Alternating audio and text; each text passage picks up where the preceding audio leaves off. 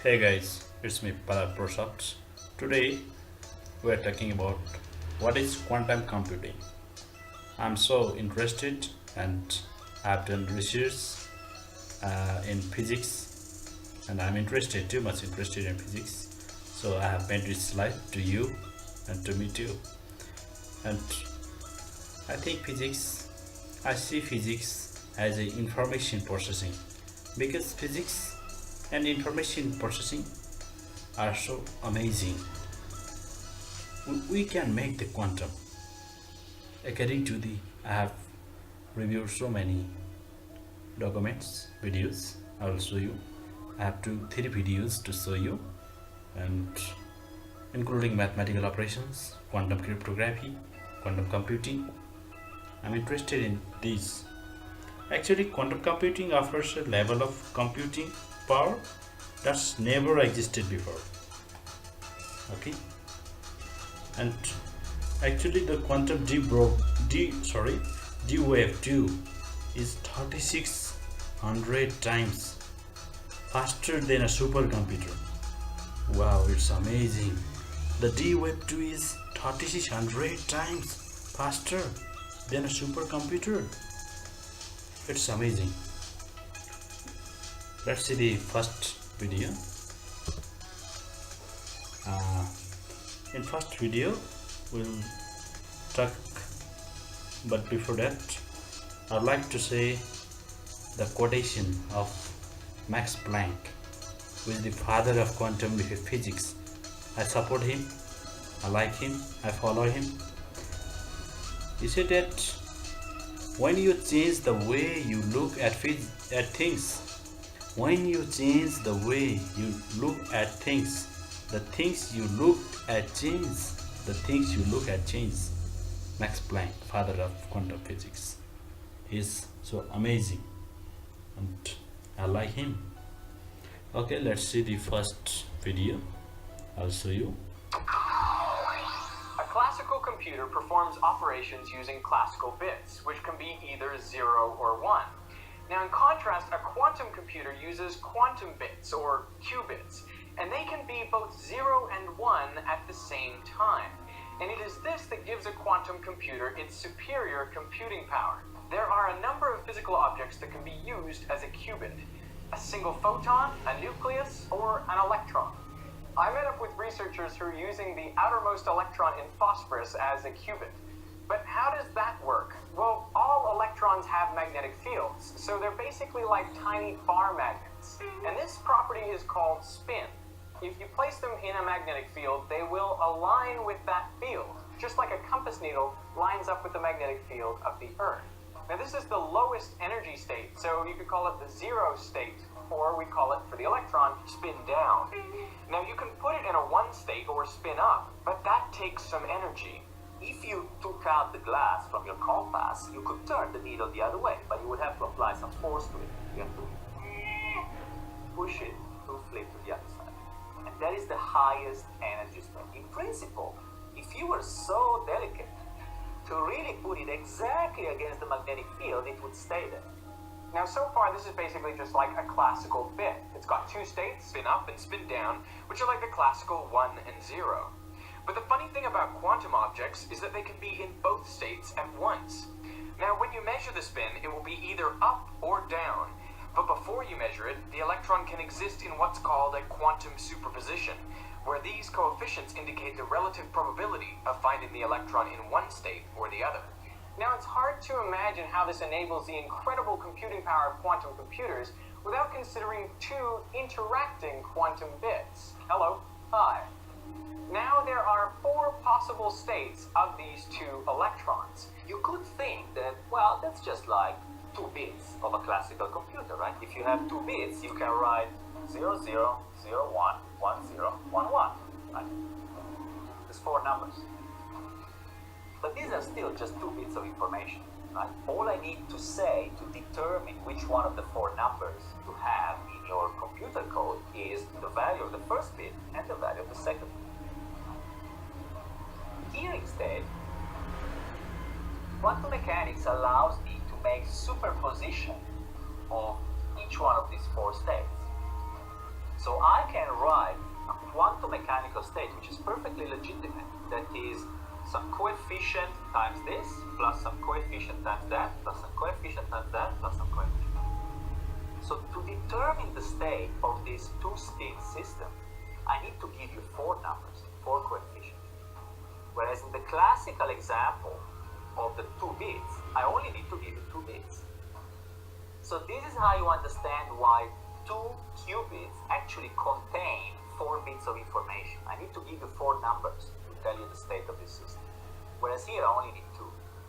Now if we make 3 spins, we would have 8 different states. I need to give you 8 different numbers to define the state of those 3 spins. Whereas classical is just 3 bits. If you keep going, what you'll find is that the amount of equivalent classical information contained by n qubits is 2 to the power n classical bits. And of course, the power of exponentials tells you that once you have, let's say, 300 of those qubits in what we call the fully entangled state. So you must be able to create these really crazy states where there is a superposition of all 300s being one way and another way and another way and so on. Then you have like 2 to the 300 classical bits, which is as many particles as there are in the universe. But there's a catch. Although the qubits can exist in any combination of states, when they are measured, they must fall into one of the basis states, and all the other information about the state before the measurement is lost. So you don't want, generally, to have as the final result of your quantum computation something that is a very complicated superposition of states, because you cannot measure a superposition. You can only measure one of these basis states. Yeah. So what you want is to design the logic operations that you need to get to the final computational result in such a way that the final result is something you're able to measure. Just a unique state. That's not trivial. And it's essentially, I'm kind of stretching things in, but I guess it's to some degree the reason why quantum computers are not a replacement for classical. No, they're not. They're not universally faster. They're only faster for special types of calculations where you can use the fact that you have all these quantum superpositions available to you at the same time to do some kind of computational parallelism. If you just want to watch a video in high definition or browse the internet or write some document in Word, they're not going to give you any particular improvement. If you need to use a classical algorithm to get the result. So you should not think of a quantum computer as something where every operation is faster. In fact, every operation is probably going to be slower than in the computer you have in the desk. But it's a computer where the number of operations required to arrive at the result is exponentially small. So the improvement is not in the speed of the individual operation, it is in the total number of operations you need to arrive at the result. But that is only the case in particular types of calculations, in particular algorithms. It's not universal. Which is why it's not a replacement of a classical. Thanks the National YouTube channel for this video providing. And first of all, I'd like to say, what is quantum computing? What is the origin of it? Formerly only understood by physicists and built by Einstein.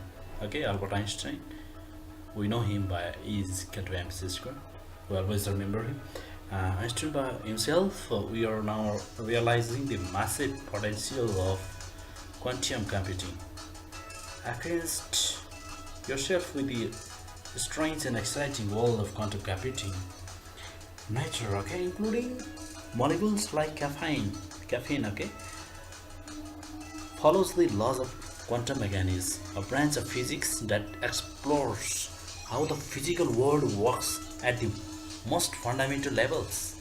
At this level, Particles behave in strange ways, taking on more than one state at the same time and interacting with other particles that are very far away. Quantum computing harnesses these quantum phenomena to process information in a novel and promising way.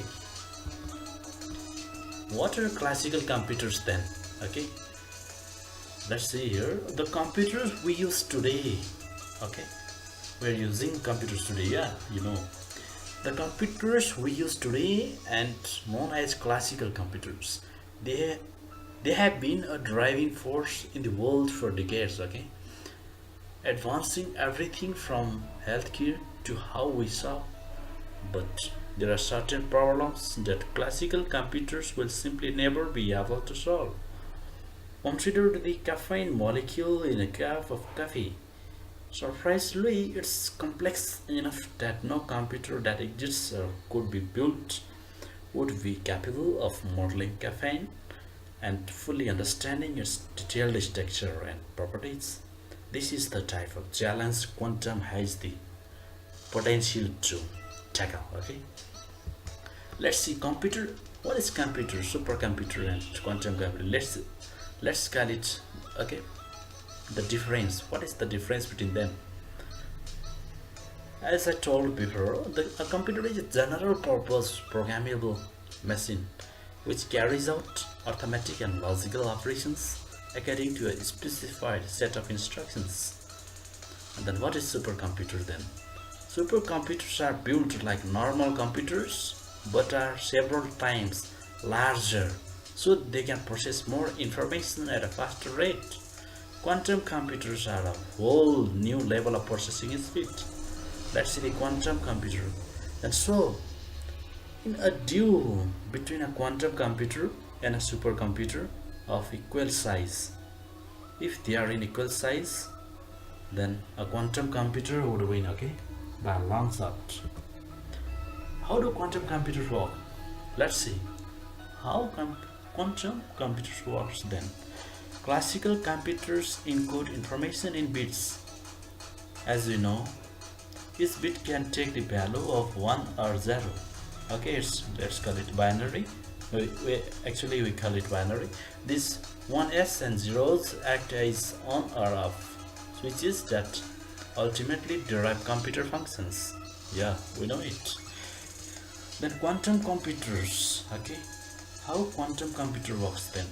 Quantum computers, on the other hand, are based on qubits, which operate according to two key principles of quantum physics: superposition and entanglement. Superposition means that each qubit can represent both a 1 and a 0 at the same time. Entanglement means that qubits in a superposition can be correlated with each other, that is, the state of 1, whether it is a 1 or a 0, can depend on the state of another. Okay, then using these two principles, qubits can act as more sophisticated switches, enabling quantum computers to function in ways that allow them to solve difficult problems that are intractable using today's computers. Okay, so quantum computer is so fast. Then let's see how can quantum computers do. What can quantum computers do? Let's see. Quantum systems. Quantum systems may untangible the complexity of molecular and chemical interactions, leading to the discovery of new medicines and materials. They may enable ultra-efficient logistics and supply chains, such as optimizing fleet operations or deliveries during the holiday season. They may help us find new ways to model financial data and isolate key global risk factors to make better investments. Okay, and they may make facts of artificial intelligence such as machine learning, much more powerful. Okay, machine learning, it's quantum computers. Okay, let's I want to tell that what are the capabilities or what can the D-Web's products that are till made. I will tell it in the D-Webs. Okay, and there is the one video of Dr. Tyler Gerson, a materials scientist by training, came to IBM research in 2012. After 4.5 years of developing next generation solar cell materials, she got inspired to learn about quantum computing because it might enable all kinds of discoveries, including new materials. Having authored the Beginner's Guide to the QX, she passionately believes that anyone can get started learning quantum. She's amazing. Okay, I would like to thank her.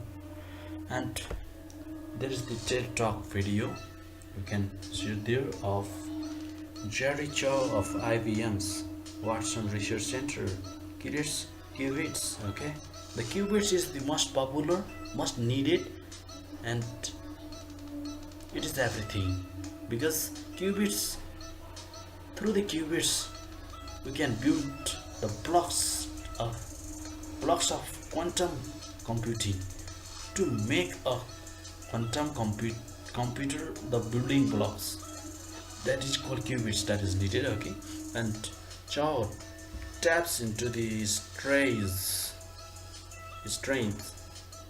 what of the smallest particles, where the rules of ordinary reality don't apply, and shares how to harness their mind-boggling potential. Okay, and a look inside a quantum computer, how quantum computer looks like. Okay, how is the figure, how is the diagram, how is the follow of that data. Okay, let's see. Okay, we have here input microwaves, you can see there inside loop. Okay, computer, you can here in the left side qubit signal amplifier like this, and this is the upper part and the lower part. Okay, like this, and this comes and freeform celled. Okay, I already told that I'm interested in cryptography. Here so much cryptography is developed or followed it. Okay, and then after this infographic, I know you are watching here. And then infographic is the path to a universal quantum computer. Universal quantum computer means when the path followed it by the developers, coder, or the researcher, so many scientists are there, they followed the path to a universal quantum computer. And we'll talk so much amazing here, which way to a fault tolerant universal quantum computer. Okay, some smallest words are here, you may not see it. I can provide you the slide. There will be my email in my description, you can email me for the slides. According to this slide, today's quantum researchers are following one of two development paths. We believe only one will lead to the highly generalized quantum computers capable of solving great problems. The other path is a dead end. It's amazing, I also follow it. And let's see, I'll show you one video here, and then What Schrödinger found out and pointed out in 1935 was that you could have a complete knowledge of the whole without knowing the state of any one part. That a thing could be in a definite state even though its parts were not. That idea was never properly explained. People don't understand it except as quantum physicists. It's not a complicated idea, but it's an idea that nobody would ever think of from the human experience that we all have. And that is that a completely, perfectly orderly whole can have disorderly parts.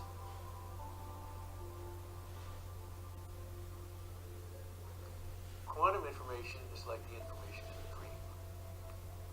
If you start even trying to share it to one person besides yourself and talking about it, you start forgetting the dream and you only remember what you said about it.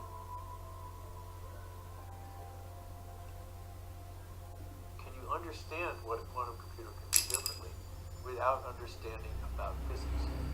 Yes, because just as Shannon and Turing in the mid-20th century separated the idea of computing and information processing from the theory of electrical circuits, or the way gears interlaced in an old-fashioned Marchand calculator. So the theory of quantum computing separates the essential information processing part, treating it as quantum, and it doesn't matter what kind of quantum system you use to do it.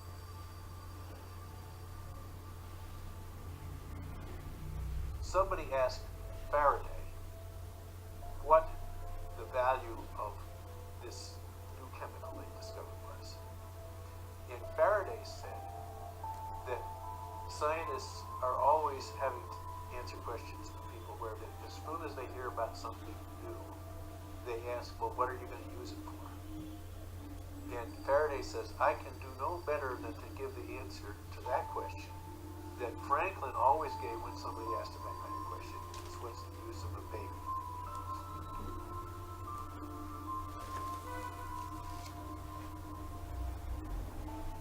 The thing is, quantum information processing is so different from what we have thought information processing is like for the last 60 years that we'd be ashamed not to explore it and find out what we can do with it.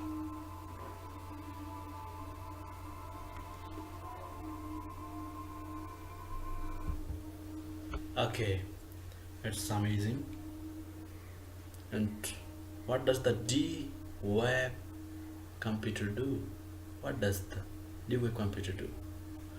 The processor used in the D-Wave, okay, the processor, it's amazing processor.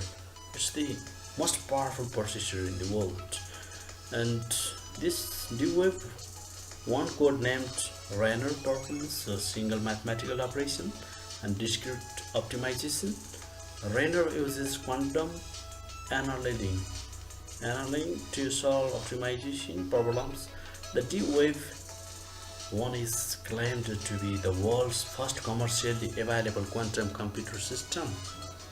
Okay, I'd like to say that in this time the D-Wave quantum computer is the most advanced in the world. Okay, let's see the documentation. I have prepared one document for D-Wave here, quantum computer. You can see there, and this is a computer. It's simple but amazing. Quantum configuring for the real world today. Okay, the D-Wave,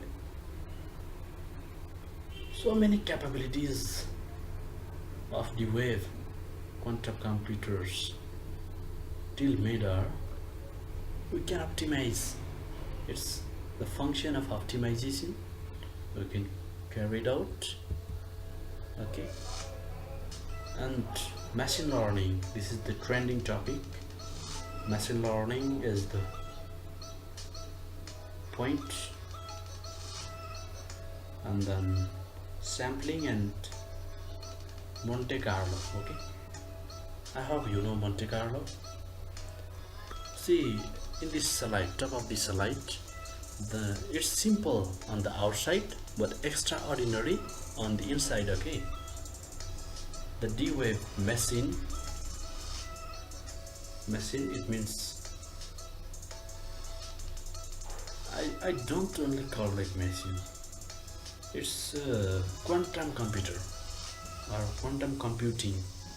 Okay, it's simple on the outside and extraordinary on the inside. Let's see the LAN or internet, everything, their figure, you can see their figure. Okay, colder than interstellar space. It's, you can see there input output shielding and materials, the quantum processing unit. It's a processor. Okay, it's amazing. And then we can do pattern recognition, okay, and anomaly detection. Its capabilities is to find cybercrime, or it's amazing. It's beneficial for cybersecurity too. We can analyze the image and the facial analysis. Let's call it facial analysis. Okay, and then another point is software hardware verification and validation. Okay, verification and validation. Okay,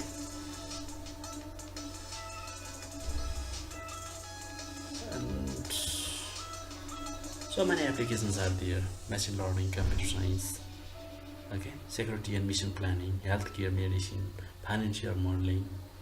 And then it's so important to bioinformatics and cancer research.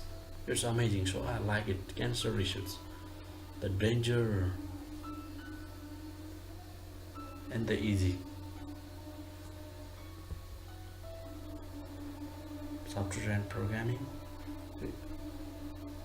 Here its users can submit problems to the D-Web quantum computer in several ways, using a program in C, C++, Python, MATLAB to create and execute quantum machine instructions. Okay, it's amazing. You have to watch it using a D-Web tool such as, okay, like this.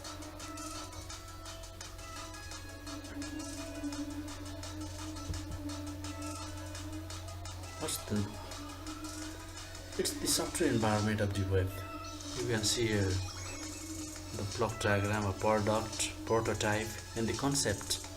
What's the concept and what is the prototype and the product? No need to tell, it's clear. Image tells everything. What's next then? It's a quantum computer, and it is so fast and advanced in this world. It is powerful too, and I believe everybody will follow, everybody will do research in this topic. It's amazing. Let's see another video. It's amazing.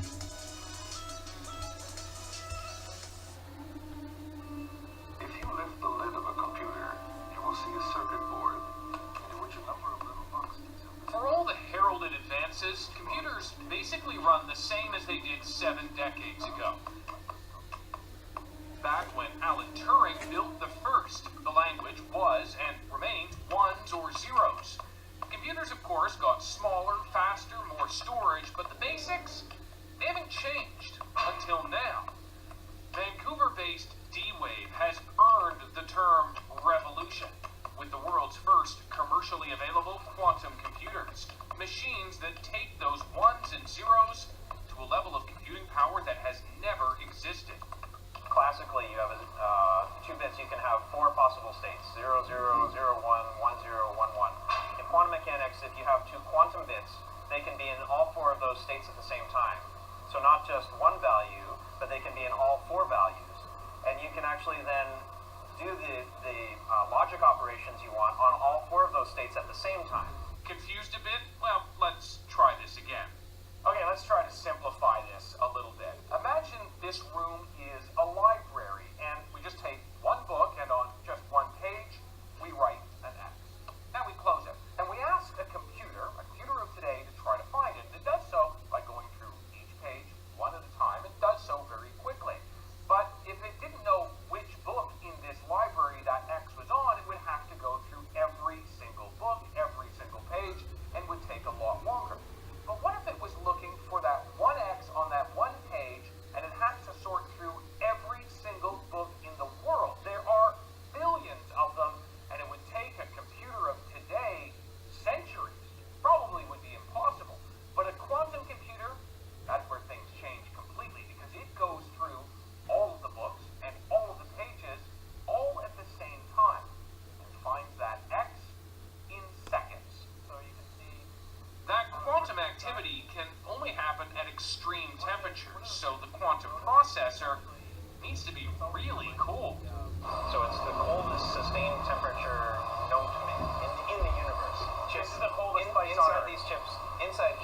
systems is the coldest place in the universe.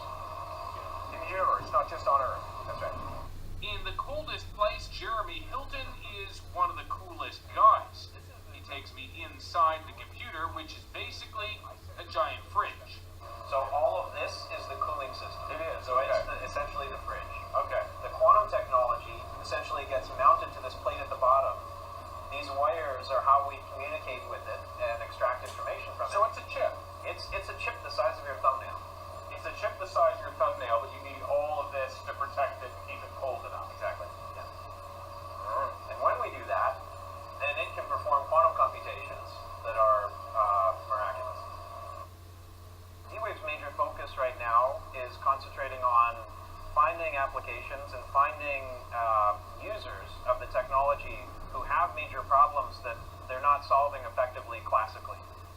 When Jeremy Hilton talks about solving major problems, he's talking about the biggest problems facing humanity itself. Climate change, cancer, genetic abnormalities, stopping famine. It's a really long list. So it's not like people are trying to solve them now and with next year's computer it'll be much faster and they'll all be happy. It's like there's no hope. You can't solve those problems. Those are fundamentally hard problems that we just can't tackle effectively classically. We have to make too many assumptions and then the models are lost. Over at OneQubit, also in Vancouver, they're the ones writing the code to harness the power of D-Wave's quantum computers and solve all those unsolvable problems. Okay, so who was good at math in high school? These guys. And you too? I was good at math in high school, but the math that we're using here far exceeds my personal capabilities. Andrew Firstman and Landon Downs founded OneQubit nearly 4 years ago, hiring some of the brightest minds on the planet to develop their quantum software. We've been working mainly on quantitative finance, energy, and life sciences, predominantly looking at pharmaceuticals and a little bit of genetics. These areas all have very, very complex optimization problems, and we've worked on quite a few in each of those areas. Outside of that, we believe almost anywhere you find an optimization problem, you're going to be able to apply quantum systems. That's what's happening now. Just listen to what they expect quantum computing to solve in the near future. We'll be able to use quantum computers to simulate the quantum world, and that'll be really exciting for things like the biofield, looking at cures for diseases. I think many people can get excited about that sort of thing. Talked about everything from being able to do routing of traffic with a city planner, looking at using optimization algorithms. So there's some things that are a little bit further down the way that really have the opportunity to be real game changers. Another change, the size. So much of computing is already happening in the cloud that soon enough your phone will have the power of quantum, sending the most difficult problems to it and getting a response immediately. David Coleman, CBC News, Vancouver. Wow, it's amazing. Thanks Neston YouTube channel for providing such video. I'd like to thank this IBM, D-Waves, and then the YouTube channel for quantum computing. How does a quantum computer work? And Charles Bennett, a founder of quantum information technology. And this video is copyright to Prosoft. It's me. I hope you enjoyed it. Thank you. Don't forget to subscribe.